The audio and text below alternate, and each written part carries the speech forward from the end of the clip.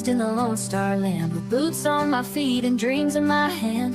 A little sassy but a whole lot of grace. You'll see that fire when you look in my face. I'm a Texas girl with a heart so wide, family and friends always by my side. From the crack of dawn to the stars at night, I keep it real, keep my soul burning bright. Barbecue smoke, Friday night lights, cheering for the Astros under Texas skies. A little bit stubborn, a whole lot of charm. This big old heart will keep you warm.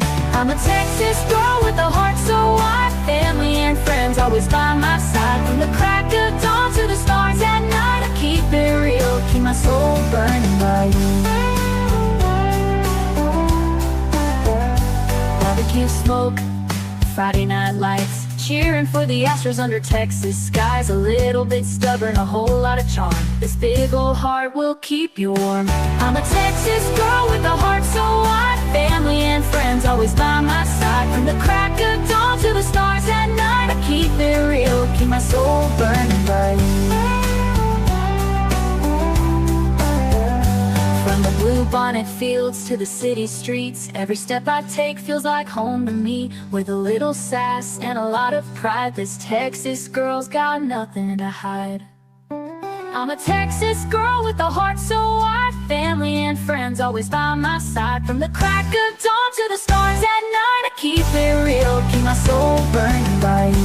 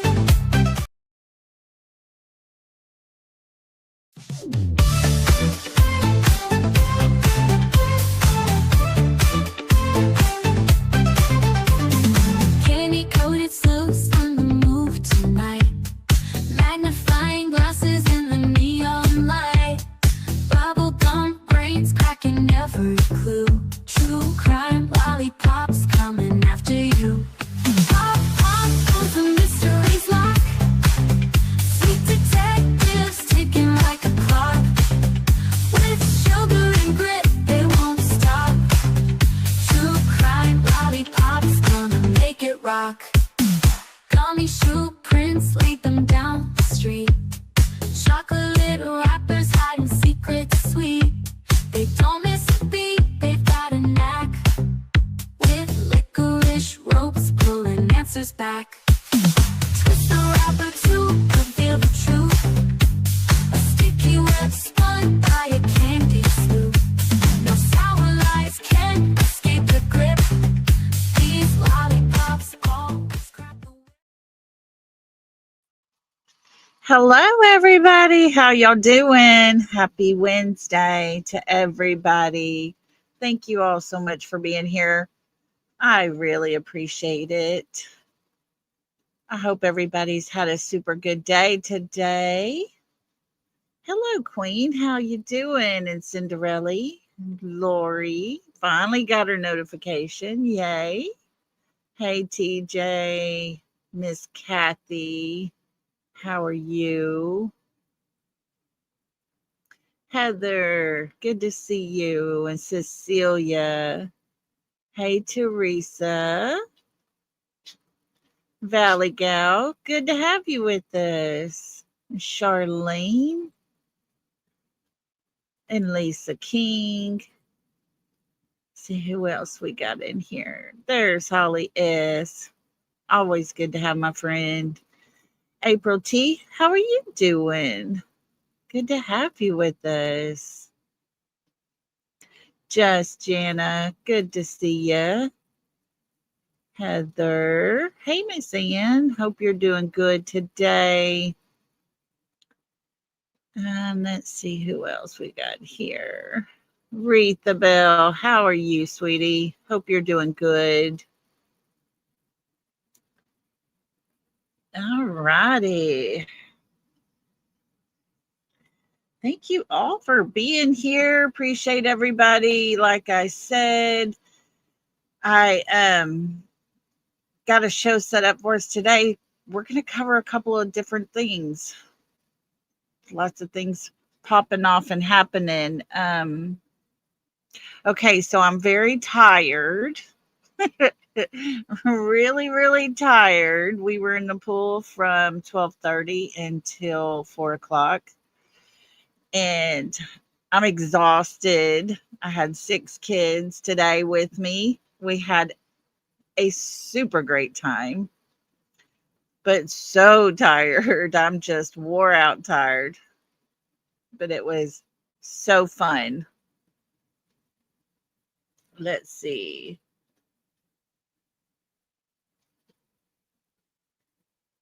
Yes, I saw that. I saw that, Queen. We're going to talk about that. So, yeah, the heat. I was never really hot today. That water was so nice and had just a little cool feel to it. And, of course, constant splashes happening. So we stayed good and wet. Of course, we had the always the little, she was touching me. She touched me when she swam by. Fix my goggles. Lolly, come here. I got to tell you what he did. You know, those kind of things. But we made it through the day. It was a great day of making memories, and we decided we're going to do it again before school starts. So they've got just close to 2 weeks before school starts, but we're going to do it again and have one swim day before school begins. Hey, Black Skies, good to have you. Thanks for coming in with us. So, yeah, I'm exhausted, guys. 1 lolly, 6 grandbabies. Oh my goodness. It was really fun though. We all had a good time. But before I get going too much on our live for today, I wanted to show you guys in my members live last night. It was mentioned some didn't know I had merch and stuff, and I was going to show y'all what I've got here.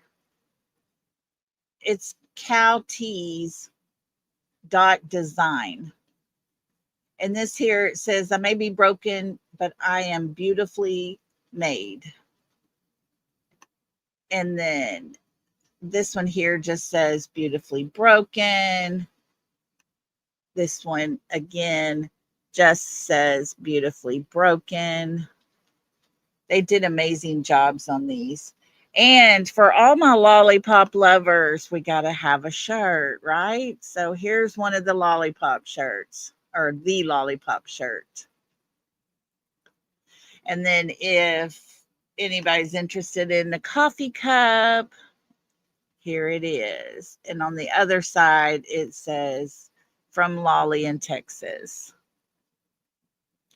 So anyways, that is the merch store. It's in my description on my page. You can always go check it out. So I wanted to get that over and talked about. Then I wanted to talk about what our members live, what we discussed last night. We had our sweet Miss Kelly East come up with us, and she told us, well, there she is. Hey, Kelly, good to have you. Texas Plain Jane, hey there. Victoria, good to see you. Come on in, y'all. Come on in. Miss Kelly told us how she had reached out to a senator in her state, told him an outline basically of Sebastian's case and the things that, his father is trying to do but gets shut down. The law enforcement there is doing nothing to help to find him. And so he wanted information, and he was going to pass it along. And last night on our members live. Hey, little Miss Sharon, Kathy Plouffe, how are y'all?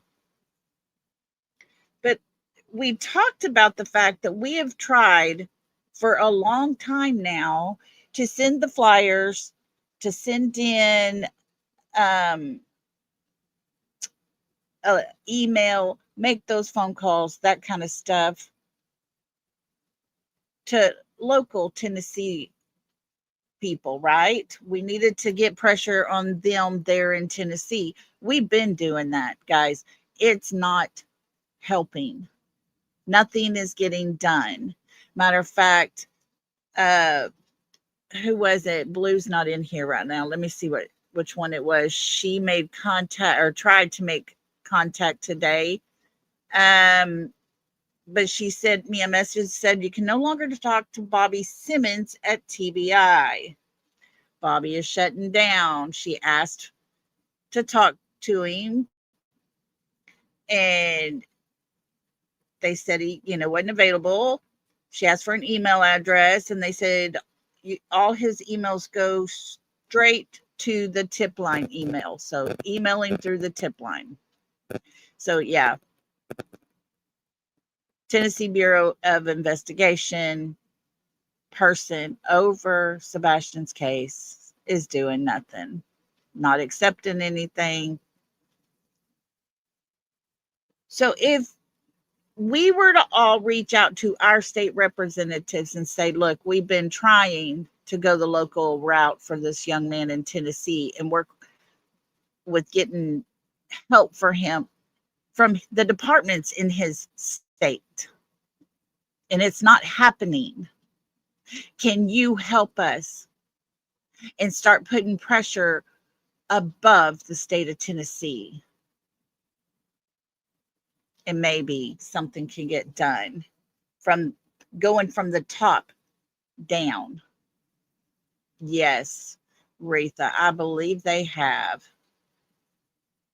So if we can all contact in our states, our state representatives, and ask them for their help, he actually was going to forward the information on to the right people. Hopefully, we're talking U.S. Marshal and the head of FBI, because we know the local TBI and the local representative in Tennessee for the U.S. Marshals. Nah, they just made a call and got turned down, and they said okay and just left it there. So I think, Retha, that's kind of our only next step that we've got, because we're not getting nowhere in Tennessee. They're just shutting down left and right. So that's what we talked about last night. Talked about a little bit of that. Before I go any further, we have one of our subscribers that comes in, JH, always comes in, tells us aloha. She is in Hawaii. I was in contact with her last night. She said it was a very scary time there. She was in higher ground, but had the tsunami been as bad as what they thought it possibly could have been, it very much could have affected her. And she said the sirens were going like crazy nonstop. So prayers to everybody in Russia and Hawaii and all the places, because that was very scary times. And what else did I have to show you? Okay, we're going to talk for a minute about the little baby that was found in Tennessee. The baby was dropped off in its car seat, strapped into its car seat, put into someone's front yard. Wasn't very far from there, 4 bodies have been discovered, and they are now confirming it is that baby's mother, father, grandmother, and the uncle.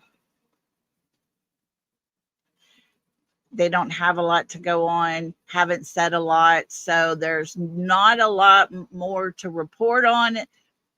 I am wondering if someone unalived them but didn't want to harm the baby and didn't want to take the baby.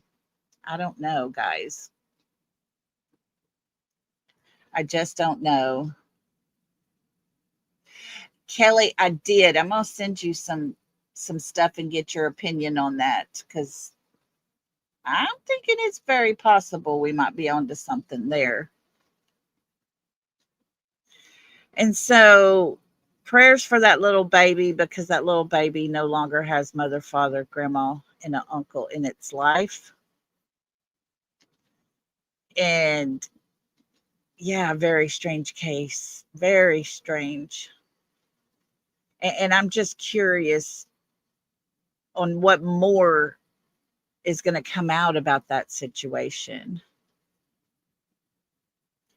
Because at first, somebody said young parents on drugs didn't want the baby. That was kind of what I think everybody was leaning towards or whatever. And then we find out there was those unaliving so very close. It's very sad. Now, we're going to move on to the mother and father who were unalived in Arkansas while hiking. Oh, Retha, thank you.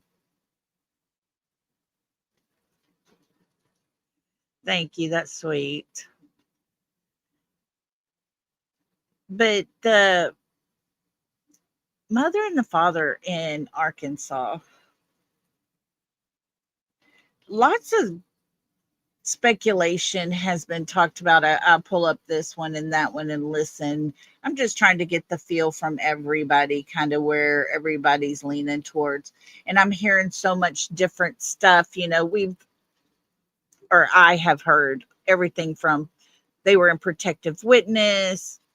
They weren't, obviously nobody was protecting them. An ex that came in and followed them and attacked them. I don't know about the protective witness part, but I would think if it would have been an ex of one of theirs that was very angry, those girls would have probably recognized that person. So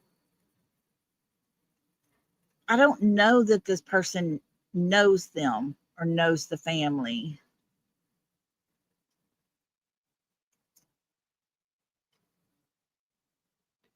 And so I'm going to read, let me see if I can find it. I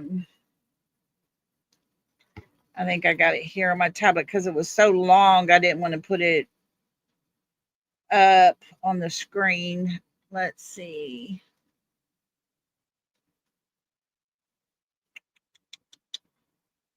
Is it this one?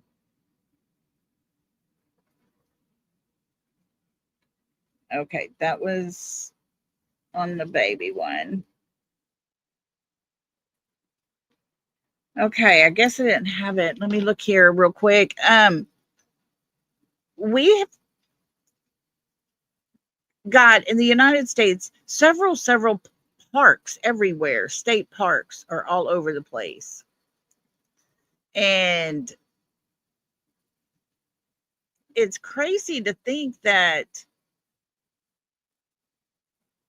someone could possibly be out there just sitting and waiting and be a random attack.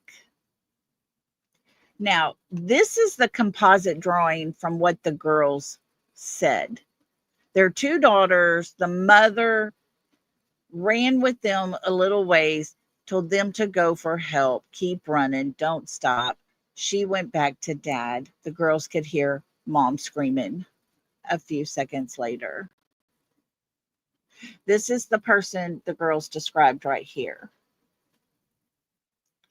This has been confirmed by those that are hiking and think they possibly saw him, this is the person they believe it is. If you notice, it's not a backpack, it's a duffel bag around a back harness type of thing. Now, I saw this earlier today and I had to give it, credit, but this was on Facebook. Some are starting to put Travis Decker into this being this person. I'm not so sure about that. I just don't know. But the nose could match. If he shaved, it could match. His eyes possibly could be a match. I don't know. But now, guys, this just came out this afternoon. It's AI generated of what they believe this person could look like. They say he is young, though. I've heard they estimated around 20 years old, but these pictures look much older. So I don't know.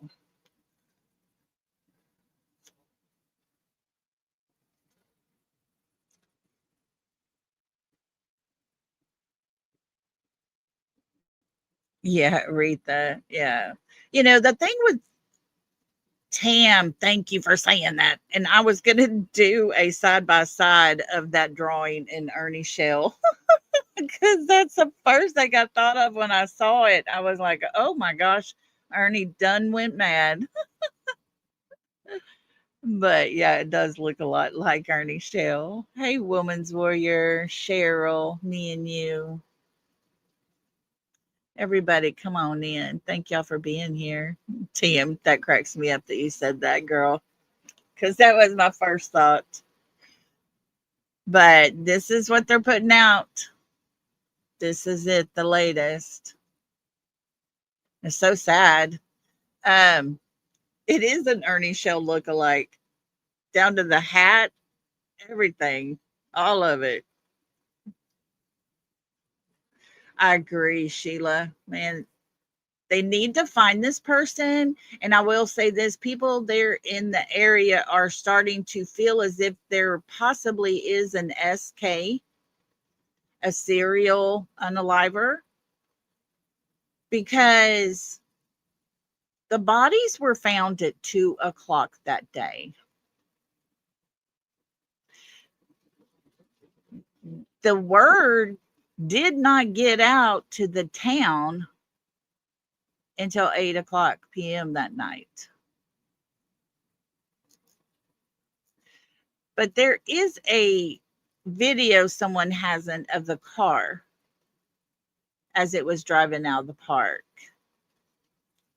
So I'm going to play something from, what is the name of this channel? It's hang on, let me look. It's called Hidden Killers Podcast, and it's with Tony Bruiski. So let me share this. And he did an amazing job on it. And I want y'all to, I want to play this and let everybody listen to this here. Here we go. Wait, let me put a banner up for, let me take that one down. We'll put the copyright banner up. I'll have to stop it, guys. You know the drills. And I'm going to play just a tad bit of background music.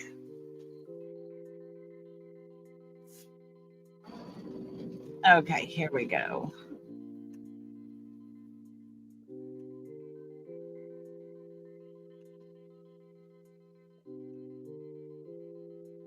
And I'm going to, sorry, I didn't have this one fixed. Oh, I don't know what happened.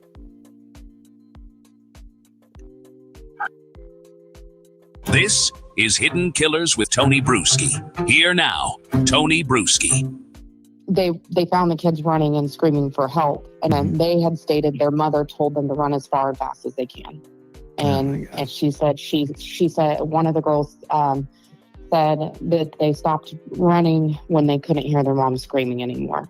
Shocking new details coming in as we learn more about the Devil's Den double homicide just outside of Fayetteville, Arkansas. My name is Tony Bruiski. Thank you for joining us. We have sat down with a 911 Washington County dispatch operator who was there at the time that the call started coming in on Saturday the 26th from Devil's Den State Park. This is someone who heard those initial pleas for help, those initial cries, and also was extremely close to the voices of the children who knew that their parents were being murdered just down the trail. Oh, it was a lovely Saturday afternoon, sunny, warm. It should have been a great day.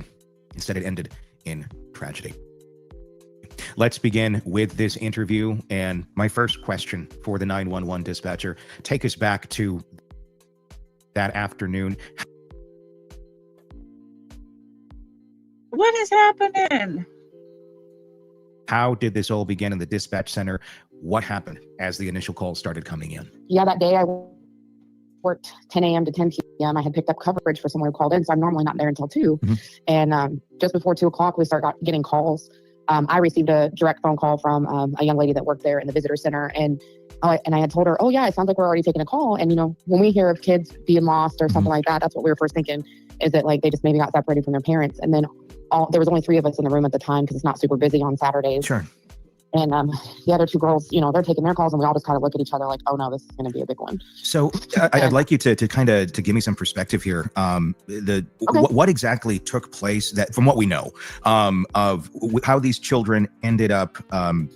Tell me what happened here between the parents not being with the children to the children getting into some safe custody. Walk me through that whole scenario. From what I understand, the children were found by another set of adults. I'm not sure how many, or if they were, you know, a couple or whatever. Another dispatcher took that portion of the call, and they found the kids running and screaming for help. And then they had stated their mother told them to run as far and fast as they can. And she said one of the girls said that they stopped running when they couldn't hear their mom screaming anymore. That part still gets me. I have children as well. Sure. No, I do too. I'm the same age as the parents, and I have a daughter very close to the same age, and we've hiked in that same place. And I was just there not long ago with my family, and even my kids are a little older, but I mean, I've had kids in my life my entire life, and it just there's certain things that you have a soft spot for, no matter how seasoned we are in dispatch. It's just some things just kind of get you. And I mean, I've buried one of my own children, so I've lived a pretty hard life. So it takes a lot to get me choked up. And I remember, just kind of fast forwarding a bit, and I'll circle back, but I had to call state police because we just try to keep them informed with every detail we get. As soon as we started taking the call, we dispatch it out over our radios before we even have a form of BOLO. We just say, hey, we're taking a call. BOLO for the type of vehicle, all we know is it's a black vehicle. You know, it's really not a lot to go on, but they may pay attention to one driving erratically that they wouldn't normally or something. Sure. And I want to get to the vehicle in a few moments, but I want to I want to talk. You keep me in line because I talk. Sure. No, I hear you. And there's so much that we want to get across. Let's go back to the mother saying run as far and as fast as you can. There's been reports that the father was initially, these are unconfirmed, that the father was initially attacked. The mom got back to the car with the kids, and then she went back. Can you confirm or dispel any of that? I can't confirm that. It's not lining up with what I believe we were told in our initial call. As far as I know, other people found the kids running and crying, and they heard their mom specifically ask him, "Why are you doing this?" So that's what we were told. And those girls were speaking directly to the park ranger that was speaking to one of our most senior dispatchers. The child asking, "Why are you doing this?" The children asking that to the perpetrator? No, mom. Mom, okay. No, mom asked, "Why are you doing this?" So dad was stabbed first. Okay. And I believe the initial attack was directly in his chest. Oh God. Okay. According to the little girls. And there was people that brought them to the visitor center from somewhere along the path.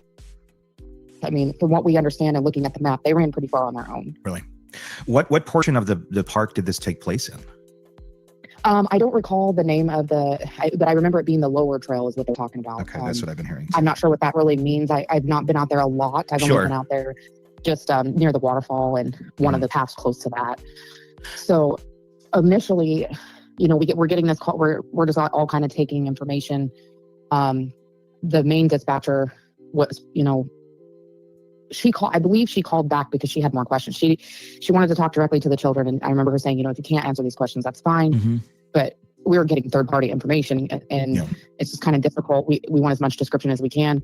So I called a park ranger back and I was like, hey, I know you're like not able to probably answer or ask these questions, but whoever saw the vehicle, can they tell if it was a 2-door or a 4-door? Because initially we had no idea. Sure. And that's where I got with that. But he had a female call me back and she tried to give me as much as she could. I asked just, because he kept calling it a sports car at first. And I said, well, that could be a lot of things. Is it a muscle car or is it? Okay, Tam. So Tam said this guy had to have followed them to Arkansas, possibly because the dead man took a job they were both up for. Something strange there. So the guy that unalived and the guy that died and was attacked knew each other because they were up for the same job. Is that what you're saying, Tam? I had not heard that.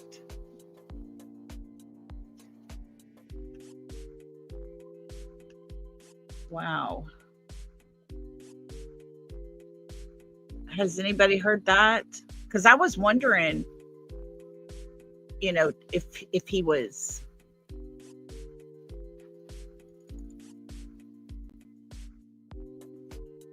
if he was someone they knew or not.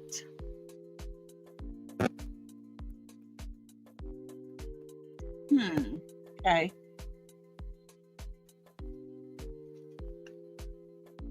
Let's listen some more. Or is it a foreign car? And so we were able to determine it was not a muscle car, at least, and go from there. But let me ask you this: how people obviously we have witnesses, as far as we know, that saw this vehicle leave. You take care of yourself, Miss Ann. Get you some rest, okay? You're in my prayers. Love you. That saw this man leaving. What stood out? What made this man look like there was something about him to pay attention to versus everybody else coming and going from the park that day? Well, I'm not sure who said it and where this determination came from, but somebody had mentioned he also possibly had blood on him. And there were people saying, that he just acted strange. And when he left the person I spoke with that gave the vehicle information, she said it was loud and he left so rapidly that it upset her that he was driving that way. Because at first that's all she knew was like, gosh, he's driving like a jerk. Yeah. And like a jerk, like rear end. As in getting out of there fast, like escaping the scene kind of sort of okay. Yeah, that's what caught her attention. So that's why she was only able to really see the rear end of the car from what she described to me. That's how come she couldn't tell me whether it was 2-door or 4 doors. Sure. So I just asked her, okay, well then were the tail lights red or white or clear? There's different colors of tail lights. And so we started there and she said they were red tail lights and I didn't see state mention any of that. Maybe it's not important to them, but if I were trying to identify a car, I'd want every detail. Everything is important. Any small detail that people don't even realize they may have is important right now, especially in the first 24 to 48 hours, which we're still in. What other things did you hear from other people who had called in to the dispatch center with their experiences? Obviously, you heard from the folks that we talked to, but I imagine there was others that called in that day. What other experiences did you hear? Well, we had a lot of people calling and just asking, am I safe? Is it okay? And what's going on? And it's a really difficult question for us to answer because we're not allowed to really say, because if you don't feel safe, you don't feel safe. And if it were me, I would not feel safe because this time we still have not determined if there was any connection or if this was a random attack. And we all personally just believe it, even though stabbings are typically personal, we believe that this was an ambush attack. He just decided that was them. Because they're new here. So we're trying to figure out what kind of connections they could have possibly had. Yeah. So I did speak to a couple other vehicle witnesses. They usually pass that kind of stuff off to me because they make fun of me. They say that's my tism. Vehicles. And there was a gentleman that called towards the end of my shift that I had been waiting. I was waiting for somebody who knew some details about vehicles, kind of like I do. He also agreed that the vehicle was very loud. That's what caught his attention. He was out with his wife, I believe on a hill. They live out there. And he said, you know, what caught his attention is how loud the exhaust was, and just they sounded like they were driving really rapid. So he looked over, and he was telling me, he's like, I saw a black vehicle, all blacked out, black on black, leaving, but he said it had a dual exhaust and four exhaust tips, so 2 on each side. And he believed it to be maybe a BMW or something. And I mentioned to him, well, I had another witness state that she believed it seemed like a Mazda. I said, so it sounds like we can all agree it's probably a foreign vehicle. And he said he would without a doubt 100% say it's a foreign vehicle. And I had asked him a few more questions. I had another lady that vehicle, I guess when she was leaving the park, almost hit her. And she said around 140 or 145, she thought, maybe somewhere in there, but she couldn't really remember what time she was heading to the park. He was leaving and almost hit her head on. So I asked her for a front end description. She said that the lights, like it was a low profile car. The lights were more fitted to the vehicle, like oblong, because I asked about shape and everything. The other lady originally said that the tail lights were rounded or curved, so not square. And then the second 2 people could tell me for certain it was a 4-door. So that was helpful. And, are there any cameras in the park that would have caught the vehicle on camera where we would, or do they have that? I'm surprised we don't have more information out to the public. I know. That's my biggest thing, because I covered hundreds of these cases all over the country, and this is the time that the public needs this information. Yes. Because they can look. This is now. And you're going to lose them if we don't. We need a clear vehicle description if it's available, and we have plenty of eyewitnesses that we could get a sketch done. I don't know why we don't have one done yet. I'm not trying to be critical here, but my God. No, I was frustrated because I also initially asked the ranger. I said, well, can you start asking people that are there? Have they taken pictures? Everybody takes pictures. There's always pictures of cars in the background. They may not know what they have. I was like, send them all to me. I have time. I will look at them. I can tell you for certain, almost every vehicle that ever crosses my path, I can tell you what year, make, and model it is. Just by little, even if like Kia Optima, the years that they had the side markers on the side, I know those things. And it was just like really hard for me because that's something I can do. That's something I can help with. Do we know why they're not giving out much information? They believe this person will be watching social media, and then if they put too much information out there that they may already have, it could ruin the investigation for them. I do know that there was a young lady that posted initially on the Northwest Arkansas Bad Drivers page, where, you know, Highway 71 turns into college in Fayetteville. And so got to pause it. So I'm going to let you know, we're going to watch another one of his that actually does show the car, the video of that someone took of the car taken off. They recorded it, and we're going to be able to watch it here in just a little bit. There's a vehicle that's driving extremely erratically, passing people in the turning lane. You know, and it was and it's a black Ford Fusion, and it has red taillights that are rounded. Now, granted, that's not a foreign car. And I don't necessarily know that it had a loud exhaust like the other 2 people said. It may just be another bad driver, which is why there's the Facebook page to begin with. Right, but it did seem to have black tape over a paper tag. That's the number one. That's a key piece. That is very But then you have to think, are there people doing this? Like, if this was random, maybe there's a group of people protesting something or just committing random acts of violence, and that's their thing. They're going to put tapes over their tags. So you have no idea. It's hard to. There's so many different. Yeah, I mean, I feel like that would be a stretch of an assumption to make at this point, but it certainly is something that if it was being posted on the Bad Drivers of NWA, that will also give us more descriptions and more places to look for cameras, whether they be street cameras or whether they be store cameras, your house cameras, ring cameras, all of that. I would imagine we're going to find more info on this vehicle. The faster, the better to get that out, unless they already know who this man is, which if they do. Guys, can y'all not see? Y'all are seeing that picture, aren't you? I'm sorry. I never took that picture down. I just looked at my phone, and y'all are not even see him talking. I'm sorry. Y'all should have told me.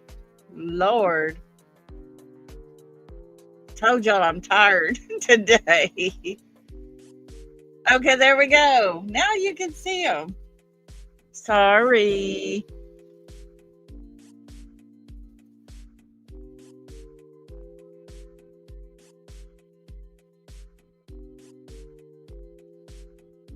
Oh no, Tim, it wouldn't let you?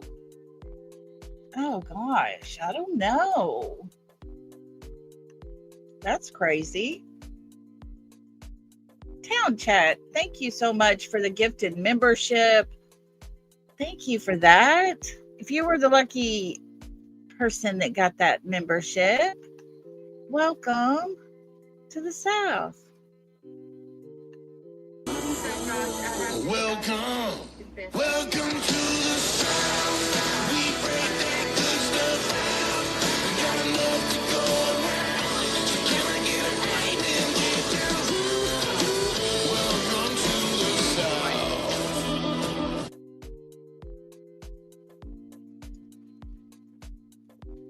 Thank you for that, Town Chat. I really appreciate it. So glad you're here with us.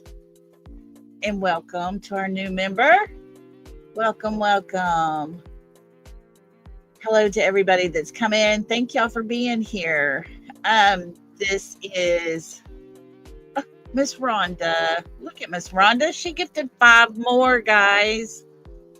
Awesome. If y'all were one of the lucky ones that got gifted a membership, please make sure to say thank you to either Town Chat or Miss Rhonda, because that is so gracious of them. Hi, Diana Hawkins. How you doing? Welcome, welcome to the South. We break that good stuff out. We got enough to go around. So can I get a right and get down? Welcome to the South.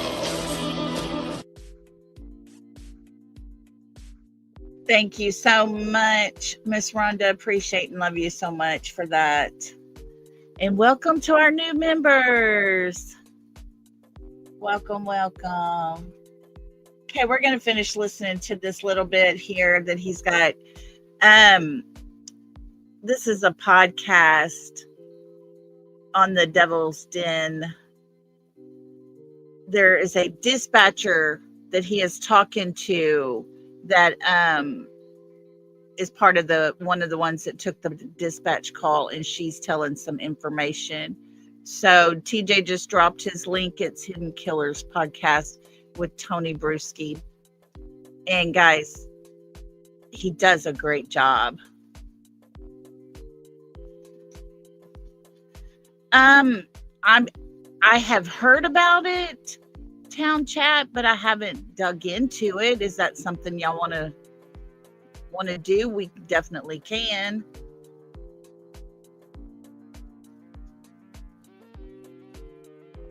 Oh, good for you, Texas Plain Jane.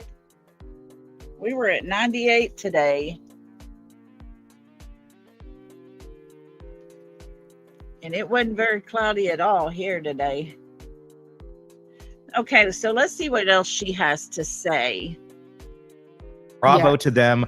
That's great. And if you don't, we need the info. The initial public bolo it was a police bolo. I'm not sure what the public was able to hear. It did have a Mazda 6, a 2012 Mazda 6. Mm-hmm. It was black in color, but it did not have tinted windows like everybody said. And it had a Connecticut plate. Mm-hmm. But that was later determined by one of our sergeants that, hey, that vehicle was here when the crime scene tape was like they were here as a couple going hiking. Like so that was not they showed up afterwards. Yeah, it couldn't be them. So they took that part out of the bolo and just said that it's a 4-door black, which is one of our most hated things, a white passenger car or a 4-door black car. Those are like 2 of the most common cars ever. Yeah. So that's where I came into play. It was like, I at least determined it wasn't a muscle car because they kept calling it a sports car. And a couple people thought maybe it was a more fancier, nicer model car. So that's where I was like, okay, does it have any dents, stickers, scratches, paint damage? Anything you can think of that would help identify the car. And the ladies all said, no, it seemed very new, very clean. And one lady said it seemed more like a fancy Toyota. She's like, what's the upgraded model for a Toyota or Honda? And I said, well, it's either Acura or Lexus. She said, I think it could have been an Acura. Yeah. And then the man I spoke with, when I was speaking to him, I thought I had 2 people say it sounded like a stick shift because Okay. The dispatcher talks very fast. Lots of information here. Town Chat, I have no idea about the ping. The phone ping, but I'll look into it and see what we can't find. I'll definitely keep in touch with you if I find something. They were the same people that said it had a loud exhaust. The first woman I spoke with, and I don't understand why they're not. I gave all that information to state like, hey, 2 people have said this vehicle had a loud exhaust, and it sounded like a manual transmission. They don't make a lot of manual transmissions these days, so that makes me think it could be. Yeah. an Acura. Yeah. There are some Toyotas, and there's even Subarus that are 6 shifts. So like we can narrow it down somewhat. Yeah, we can. I mean, But- it's the fog of war right now while all this is going on. I want to go back to the actual the stabbing itself. As you said earlier, from what you believe from the reporting you got from the kids speaking, that the father was stabbed first. Do we know?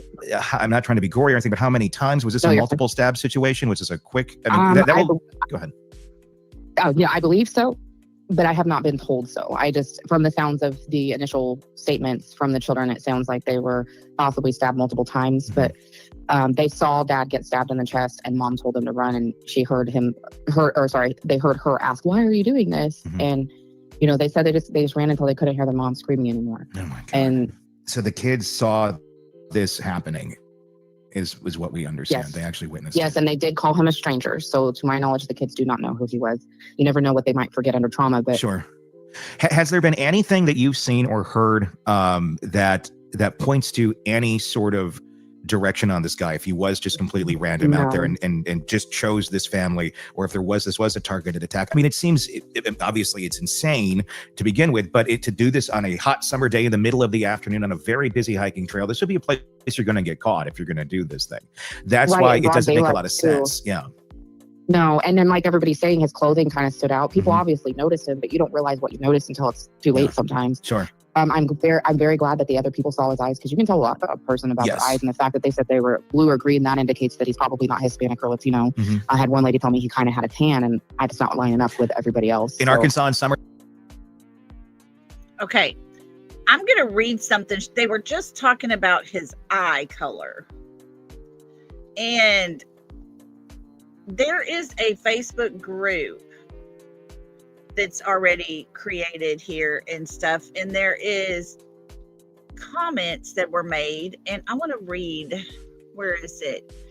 One of the first ones I read, it said, if he had on sunglasses, how would they know he had blue eyes? And said, on YouTube, there was a YouTube podcast, and it was with him, Tony Bruiski. Some people passed him on the trail and made eye contact without glasses on before the attack. So that's where that comes from.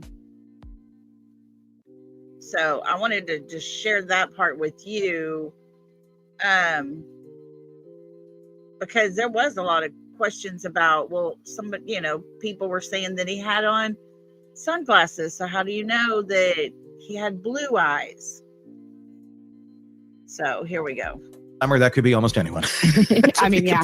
And one thing that me and another dispatcher discussed is we were initially told he was possibly wearing a black tank top. So we're trying to figure out where the long sleeves came into play. Yeah. I'm assuming maybe more credible witnesses that know he for sure had long sleeves. So, or maybe at one point he had the tank top on and then he put the long sleeve back on, or, I don't know. Or vice versa. Did it come off?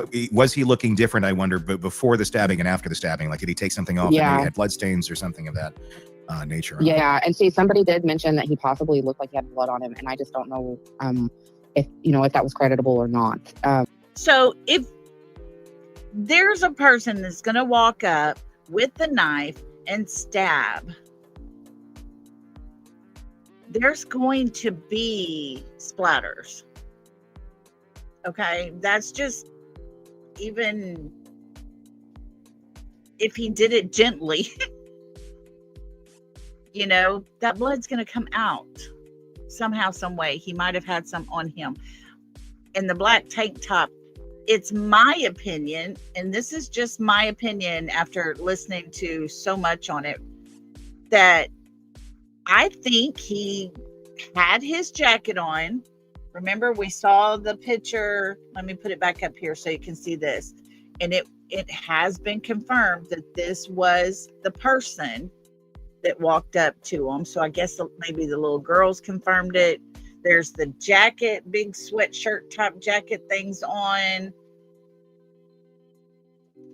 I wonder if he was wearing a tank top type muscle shirt up underneath it, took that jacket off, rolled it up, maybe put it in his bag. and walked out so that nobody saw anything on him. I don't know. Just a theory. Let me get back over here. His gloves were, he had on black gloves that were allegedly fingerless. So that still stands true as far as I know from everyone. And that's just odd to wear that when you're not riding a bicycle out there. So Yeah, the whole thing. Yeah, I have a friend that owns the car wash in West Fork, and he has cameras. And I said, you know what? And we also I immediately had Greenland and West Fork PD. I was working that radio. It's called Small Towns, and there's 11 different agencies. As soon as I heard this was going on, I had them check Brentwood West area because somebody could go there to clean up. Sure. It's easy river access too. So I had them go there. They checked all of their city and county limits. You know, we kind of all band together. And then I reached out to my friend that owns the car wash in West Fork and asked him to check his cameras for anyone dumping stuff in the trash can and just looking suspicious, black or dark colored vehicle. And so he's going to do that, but I haven't been able to run that. As of right now, as as we're talking, has there been any leads on finding this vehicle at all?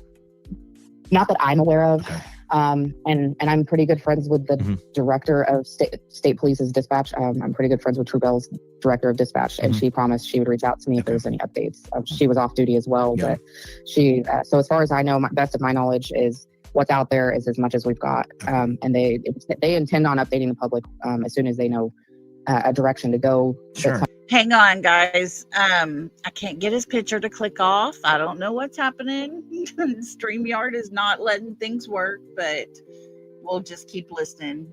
Sometimes I guess it's best until you have all the pieces that it's best to keep the ones that you have in your pocket is how I guess they're going about it. Yeah. Washington County initially went out there, and then it got turned over to state police because it is a state park.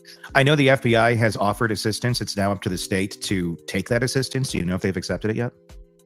I don't know if they've accepted, but I know that they wouldn't turn it down. Okay. I don't think at this point they would turn anybody's help down, especially an organization like the FBI. I wouldn't even put it past them to accept the U.S. Marshals as well. As soon as we have an identification is probably when U.S. Marshals will get involved, if I had to guess. That's just how things have gone in the past. Sure. I'm hoping anybody and everybody. I mean, we've definitely doubled police presence, and I know state police is known to bring in other troops. So like here we have Troop L that does Benton County and Washington County and so on. And then we'll have Troop H. We had when we send out a bolo and dispatch, it goes to all of NWA area. So it goes to the state of Arkansas, basically, for the most part. Like we'll send out a bolo. So we send out a terminal message via ACIC immediately to any agency. And we at first just thought at that time they were just wounded stabbing victims. We hadn't made contact with their bodies. So when we first sent that out, so then when we handed it over to state police, it's up to them to send out the homicide bolo. Sure. And they did. Yep. So, but I remember as soon as I heard they were deceased, I gave that out. I said this will be upgraded to a homicide bolo. And so we consider him armed and dangerous. Obviously, we don't know any further. He used a knife, in my opinion, to avoid the sound of a gun, because that's going to alert everybody. That's the latest that we have for you right here. We are in Northwest Arkansas. We are covering this boots on the ground. Devil's Den State Park is only a short drive, actually, from our studios. So we are here and we are covering this for you as best as we can. Please press subscribe so you don't miss any of our continuing coverage on this case and the many that we follow for you here at True Crime Today and the Hidden Killers podcast. Hit subscribe wherever you're downloading the podcast, if that's where you're listening to us, or on YouTube. Just search Hidden Killers with Tony Bruiski to find us there to watch our coverage on this case as well. And please, in the comment section, let us know your thoughts. If you were there, tell us your experiences. What did you see? What did you hear? Reach out to us directly and let us know as well. And please do reach out to authorities. Now is a very important time to do so, as long as you can get through. But there are many ways to do so. So please do not give up. Your voice does need to be heard. If you were there on Saturday, the 26th at Devil's Den State Park, as this suspect is still a murderer, is still very much on the loose as of this recording. Okay, so let me go back. I'm going to find the other one.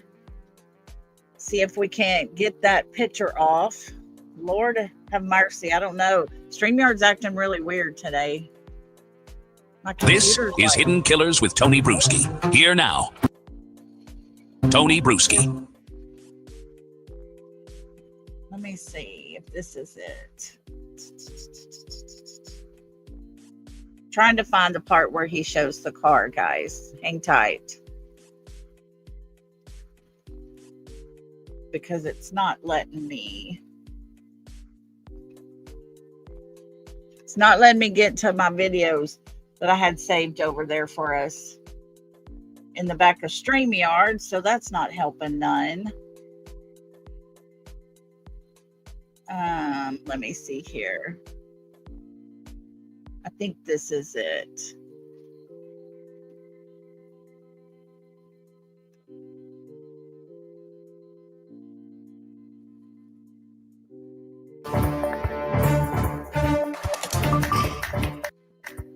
Tragedy at Devil's Den State Park. Hang on, let me see.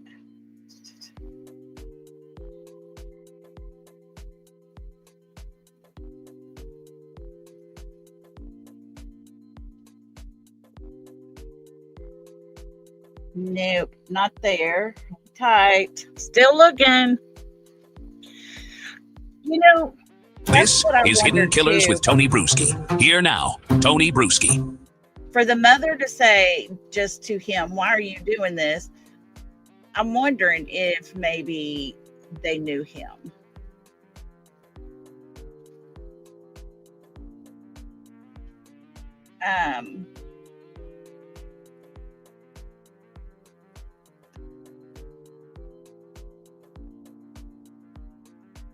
Hang tight, hang tight, hang tight. I want to show y'all this car.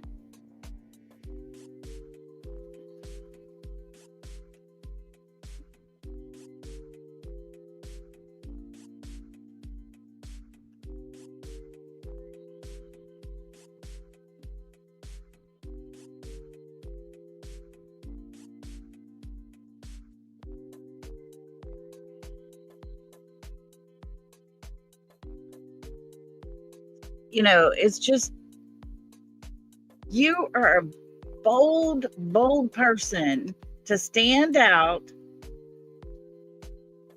in the wide open 2:00 in the afternoon in a park that has people all around it, and then alive people. Okay, here we go. Here we go. I found it. Hello to everybody coming in. Thank y'all for being here. Sorry it's taken so long. What is happening? It won't let me take this picture off.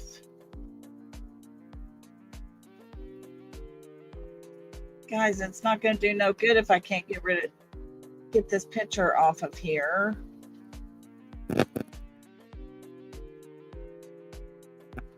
And it won't let me do anything.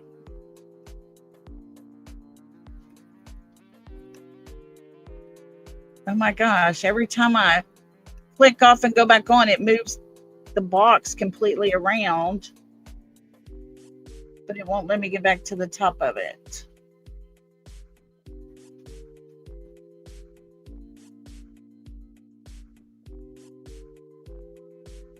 My goodness. I don't know. Don't know what to say, guys. I was going to show y'all the car, and then I was going to show you some stuff about Sebastian. Let me try to go out and come right back in. Y'all hang on, okay? I'm going to try to do that. Hey, Legally Blind.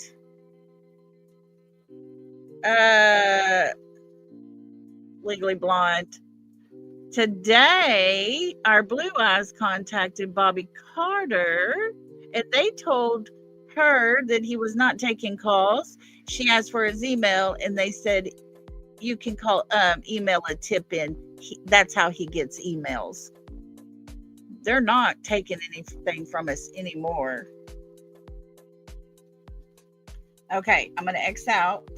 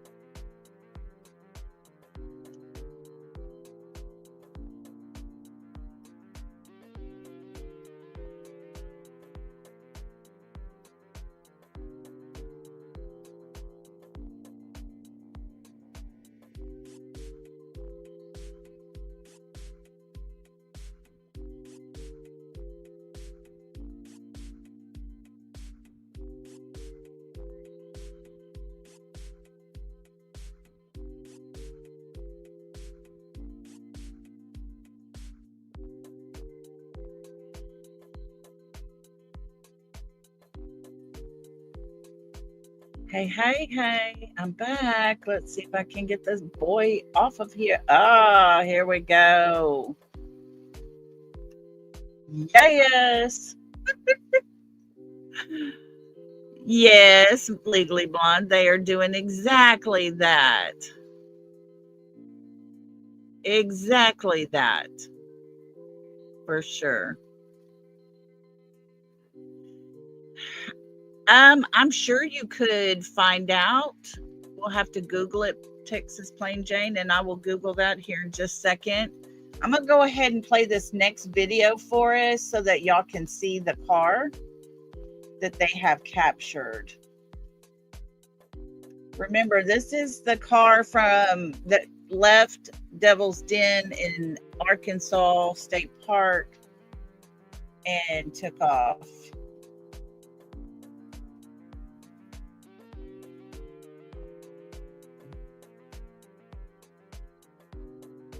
Where did it go to? It popped me off of here too. Hang on, let's go. Now we gotta go find it. Oh, love and miss you too. Hope you're doing good. And all credit goes to Hidden Killers with Tony Bruiski, his channel, and the work that he's doing.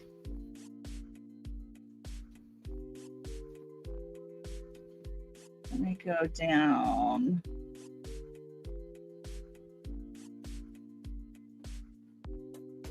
Here we go. All righty, here we go. Let's watch this.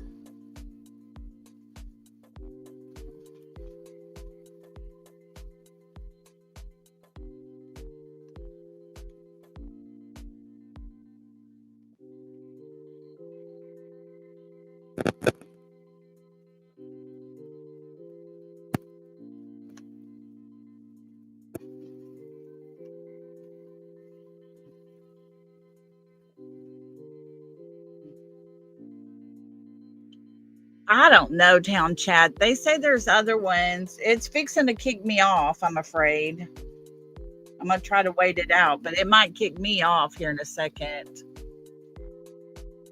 It's not doing nothing.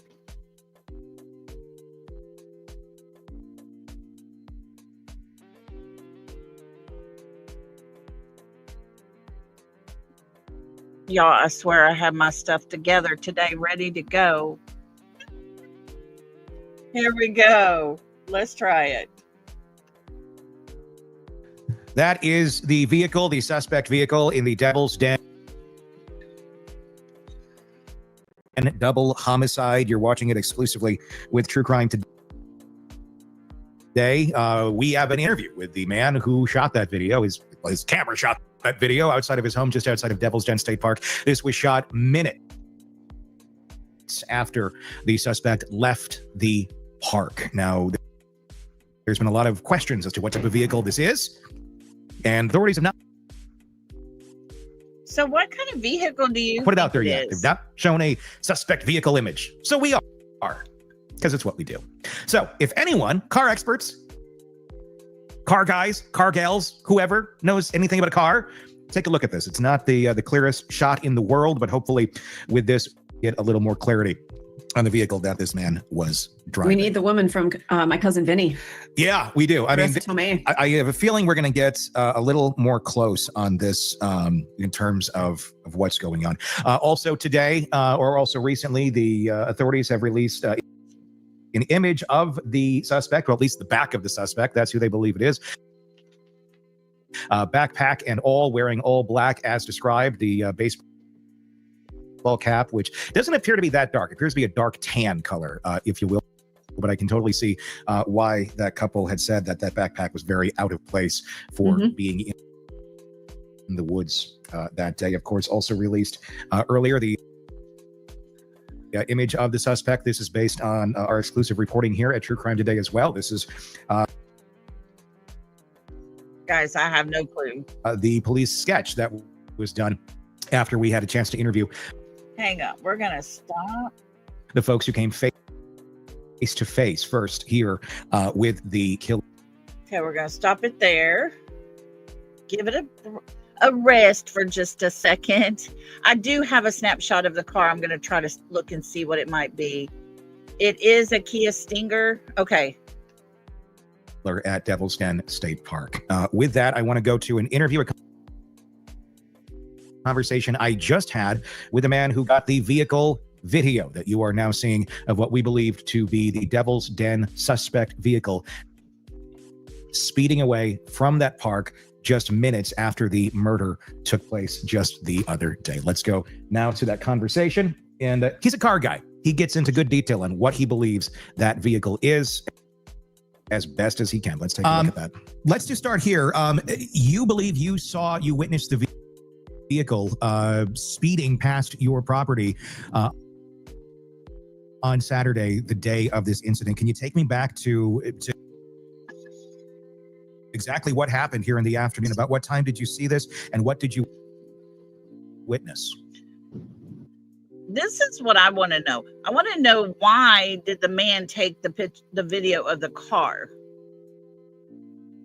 Because at that time, word had not got out that people had been unalived at the park. It was all done very quickly. That guy left, took off. I wonder what made this man here, lives right by this park area, take this video. Yes, Tony. So this was about 12:30. I was walking around my property. Our house is a little bit further down the hill. We walk up to the property all the time, up to the mailbox. It was about 1 o'clock that we're kind of lingering around the road, maybe within 20, 30 yards of the road. And, cars passing by all the time. It may be Retha. There's nothing weird about that. Mm-hmm. So about 1:30, which the video is going to show you that it was at 1:44. Mm-hmm. Oh, gosh. That is incorrect, because the video was not connected to the internet. It's just straight DVR recording, so it doesn't have that astronomical time clock to know exactly what time it is. It's just been rolling for a year. So this happened right at 1:30. I had my back towards the road, heading downhill towards our home, and I heard a car coming through, and it sounded like it was going faster than normal. Mm-hmm. You have your bikers, you have your sports cars, and I always like to just take a look, because if they cause a wreck, then yes, I could be a witness. So Sure. I look over my shoulder just as this car is passing, and it's a black 4-door sedan, quad tips, which would be dual exhaust, 2 tips on both sides of the car, more towards the outside edge of the car than the center. Mm-hmm. And the exhaust wasn't loud until after it had passed my house. He was probably off the accelerator by the time he had passed my house, and I can't confirm whether or not it was a stick shift, because he was still stuck in gear as he passed my house. He didn't shift up or down. It sounded like he was in low 4, but I'm starting to think that maybe he was in high 3 as he was passing my house. And he turned the corner. I could hear him turning the corner about half a mile away. The best description I can give is that as it passed, that split-second turn over my shoulder to see the back end of this car, it was a sleek design, angled rear window towards the back of the trunk. Not as much trunk space as like you would say have like in a Chevy Cavalier or a Toyota Corolla. This was like sport, like a sport car luxury model. And initially when I saw it, I thought, foreign made. And for me to look at the car, I was looking at the back end. I saw black lettering, black emblem. The emblem, I wanted to say right off the bat, was a Toyota Camry XSE. Mm-hmm. Having looked at the video and reviewed it, I kind of retracted and tried to really visualize what it was. And I believe, for me, I believe that it's a foreign vehicle, quad tips, active exhaust, and possibly German, like an Audi or an Audi or a BMW, something similar to that. But I also think that it could have been a Mercedes or an Acura TLX Type X, because the active exhaust really what throws me off on the back end. You're not going to be able to hear this car idling next to you at a red light. It's going to be active whenever the driver actually manually shifts to a sport driving mode or, really accelerates. That's when you're going to hear this car. And the paint on it I want to say it was semi-gloss or matte. It wasn't a full gloss car, but it was all black. That was one thing that was noticeable. Couldn't see through the car, tinted, 4-door, I believe I said that, and black rims. The quad exhaust on the back, I don't believe were chrome. I think that they were gunmetal or gun smoke. And it must have been going 60, 70 miles an hour past my house. And that's about all I can recollect. Yeah. And you're just outside of Devil's Den. And so the timing does match up to where this and the time that he would have left. Other reports have had very similar descriptions of the sound of the car, of the look of the car. So I believe this. Hang tight, guys. Legally Blonde, take care of yourself, okay? We'll be praying for you. Y'all keep her in your prayers, please. And yes, call me anytime you can, anytime you feel like it. This is probably the car. Authorities have not confirmed it, obviously, as of yet, but, basically process of deduction and common sense. I think you got the vehicle there. When you said you looked at the back of the car and you said you saw black lettering, were you able to see that the license plate was taped over or blacked out? That seems to be the other key piece that people have been talking about and authorities have said with the suspect vehicle. That's the other thing. And looking upon the back of this vehicle, I don't recollect ever seeing an actual rectangular shape, almost as if I think that he had it completely taped over. Yeah, that's been the Yeah, so I believe that he had the license plate completely taped over. As I jog through my memory, looking at the back of this vehicle and see the quad exhausted, it had a small spoiler. It's not like you'd see on the back of a Mustang with that whale tail. This is like a spoiler that's just a small little swoop right off the back end of the car. And like I said, with the sleekness of the design going down the back window, it almost kind of meets midway where that hatch would be on the back end of the trunk. So this thing's built a little bit more for speed rather than cargo and just cruising down the road. Yeah. Definitely it's more on a vehicle, but yes, it was definitely taped over. Didn't see any license plate. He left no room for even to see the color of the license plate. So I don't even know if it's Arkansas or out of state. What? I mean, there's been a lot of talk. What direction was he heading based on what you've seen on your video and what you witnessed? Where is this vehicle going? He was heading north on 170. Okay. About 2 miles north of the Yellow Rock exit or the Yellow Rock Trail. At 1:30, he was about 2 miles north of that, heading north on 170. Well, the vehicle video, hopefully with us now throwing it out there, experts, car guys, car gals, whoever can take a look at this, and maybe we can get this narrowed down to exactly what type of vehicle it is we're looking for now that we actually have some eyes on it. Thank you so much for reaching out and sharing that with us. Hopefully this can speed this up in identifying the perpetrator in this and getting justice for those 2 little girls who now unfortunately have lost their parents. All righty, guys, there you go. My goodness. Can you imagine being the person that did that? And them knowing that, oh my gosh, they've got a picture of me standing there looking out over the wilderness. People saw me wearing my tank top. People saw my gloves. They got a sketch of me. And then after duct taping the license plates, oh my gosh, someone got a video of my car. Wow. And my thought was, and I don't know if this is rude to say or not, but my first thought was the type of car they kept talking about. I was like, well, he seems to be able to afford a fairly good, decent type of car. So that's good, I guess, for him, but okay, TJ says in Arkansas, 90% of people have some kind of camera watching their properties. Good.